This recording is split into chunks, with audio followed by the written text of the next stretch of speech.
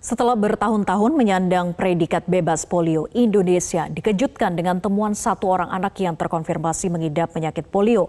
Anak berusia 7 tahun asal Kabupaten Pidi Aceh itu dilaporkan belum pernah mengikuti imunisasi. Untuk membahasnya sudah bergabung bersama kami Maksi Rein Rondonowu, Dirjen Pencegahan dan Pengendalian Penyakit di Kementerian Kesehatan. Selamat sore Pak Maksi. Selamat sore Mbak Fira, salam Baik. sehat. Salam sehat selalu Pak Maksi. Tahun 2014 Indonesia mendapatkan sertifikat eradikasi atau bebas polio dari WHO. Nah, lalu mengapa sekarang kasus polio ini bisa muncul kembali? Ya, benar sekali Mbak Fira bahwa kita 2014 sudah mendapat sertifikat WHO dan nanti dulunya ya direncanakan itu 2026 akan eradikasi polio. Oleh karena itu, surveillance terkait dengan acute flaccid paralysis, jadi lumpuh layu itu sudah menjadi kewajiban semua negara untuk melaporkan ada kasus atau tidak. Dan di Aceh pada bulan lalu dilaporkan ada kasus lumpuh layu dan memang kita langsung melakukan tindakan, kita ambil sampel oleh dinas kesehatan dan dikirim ke pusat dan positif.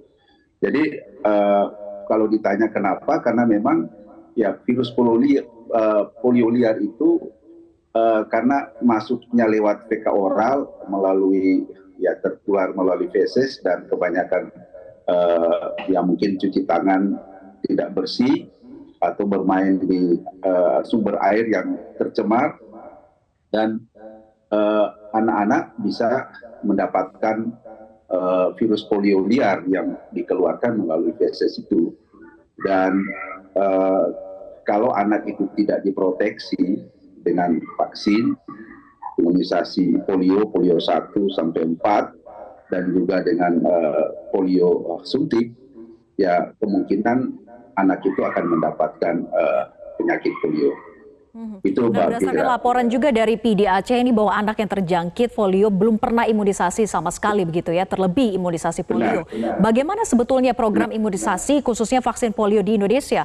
Selama ini apakah memang imunisasi dasar ini tidak berjalan semestinya, Pak Maksi?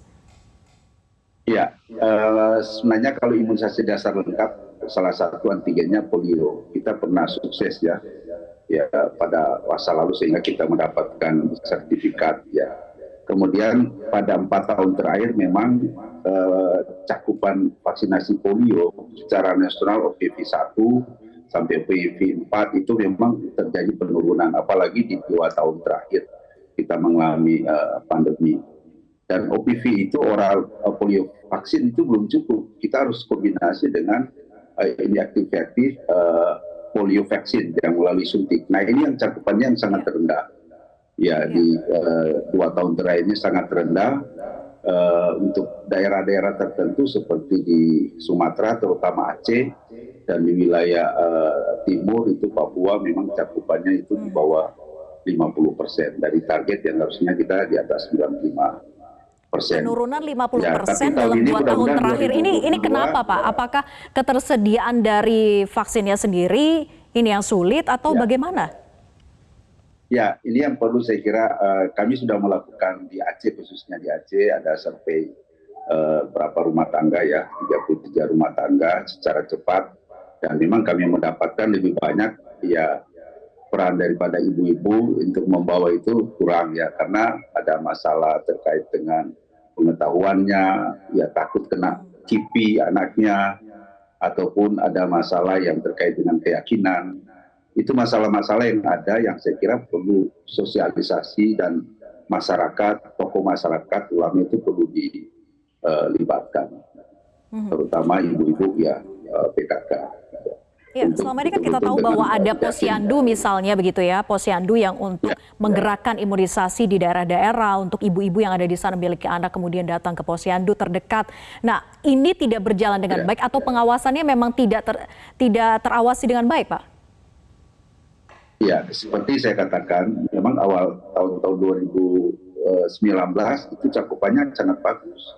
2020-2021 kita kan tahu bersama kita COVID, jadi untuk posyandu itu pada tahun-tahun itu banyak yang tidak jalan dan memang akses dibatasi untuk ke posyandu.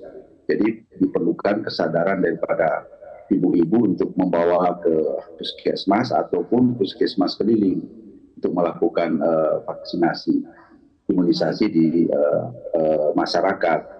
Ya, tapi sekarang dengan kita sudah mulai terkendali ya pandemi COVID di tahun 2022 sampai dengan Oktober, target untuk imunisasi dasar lengkap kita ya, alhamdulillah sangat bagus. Sudah mulai kembali ke target biasanya. Baik. Pak Maksi, menunggu kesadaran dari ibu-ibu untuk membawa anaknya vaksinasi, imunisasi, ini kan membutuhkan waktu begitu ya. Lalu bagaimana untuk mengejar, ini sudah ada satu kasus, penanggulangannya seperti apa untuk bisa mencegah penularan lebih masif ke depannya? Iya, betul. Jadi kita program kita untuk surveillance kita perkuat terus.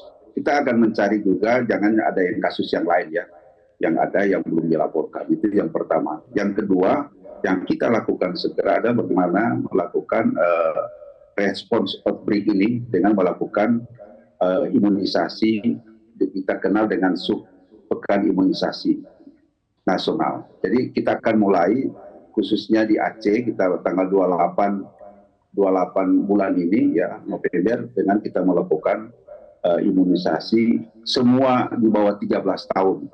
Tidak melihat status vaksinasinya, kita akan lakukan polio bersama dengan pemerintah daerah, imunisasi polio di Aceh tanggal 5 seluruh kabupaten kota. Kita mulai tanggal 28 di Kabupaten Aceh. Sifatnya wajib dan akan diikuti dengan jemput bola kah Pak Maksi? Ya, makanya kita akan gerakkan, kita akan buka posko bersama tentu pemerintah daerah untuk melakukan imunisasi. Dari sekarang ini kita sudah sosialisasi, minta sosialisasi terus-menerus persiapannya, karena kita akan melakukan khusus untuk polio yang sebenarnya harus minta izin WHO untuk jenis polio tipe 2 ini, dan kebetulan kita ada. Bio Farma punya produksi, jadi kita nggak dan stoknya ada, jadi saya kira kita dengan cepat akan melakukan di bulan ini. Baik, kita harapkan upaya penanggulangan vaksinasi secara masif khususnya di Aceh ini bisa segera menanggulangi penyebaran virus polio. Terima kasih Dirjen Pencegahan dan Pengendalian Penyakit Kementerian Kesehatan, Pak Maksi Ren Rodonowo sudah bergabung bersama kami di Metro hari ini. Selamat sore.